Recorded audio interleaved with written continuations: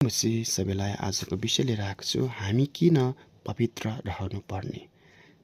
आज हामी पुरानो नियममा हेर्छौँ भने एउटा मन्दिर अलग एक जग्गामा भवन बनाइन्थ्यो, त्यहाँनिर बलिदान चरवाहहरू चढाइन्थ्यो। तर यो दिनमा परमेश्वरको प्रतिज्ञाका अनुसार प्रभु यीशु ख्रीष्टद्वारा आज पवित्र आज सहजै हामीमा बास गर्नुहुन्छ। अनि यसरी नै यहाँनिर परमेश्वरको वचनमा लेखेको छ, पहिलो कोरिन्थी 6:19 अनुसार, do you not know that your body is the temple of the Holy Spirit within you given by the God, you belong no longer to your self.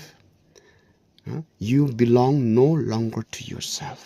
चाहे विवाहमा होस्, चाहे खानपिनमा होस्, चाहे हामी कसरी लाउँछौँ, आफ्नो शरीरलाई कुन प्रकारले हामी डेकोरेट या ड्रेसअप गर्छौँ, यो सबै कुरा महत्त्व छ। परमेश्वरको नजरमा यो कुरा पवित्र छ कि छैन, विशेष गरेर म्यारिजमा।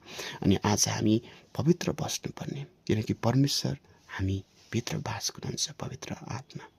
पुरानो नियममा त्यस्तो थिएन, तर यो दिनहरूमा परमेश्वरले आफ्नो आत्मा खनाइदिनु भएको छ। त्यही कारण हामी हर कुरोमा आफूलाई पवित्र रहनु पनि परमेश्वरको इच्छा यसमा छ कि छैन भनेर। परमेश्वर खुसी हुन्छ या पवित्र आत्मालाई दुःखी तुल्याइरहेको छु भन्ने कुरा यो धेरै इम्पोर्टेन्ट छ। जय मसीह।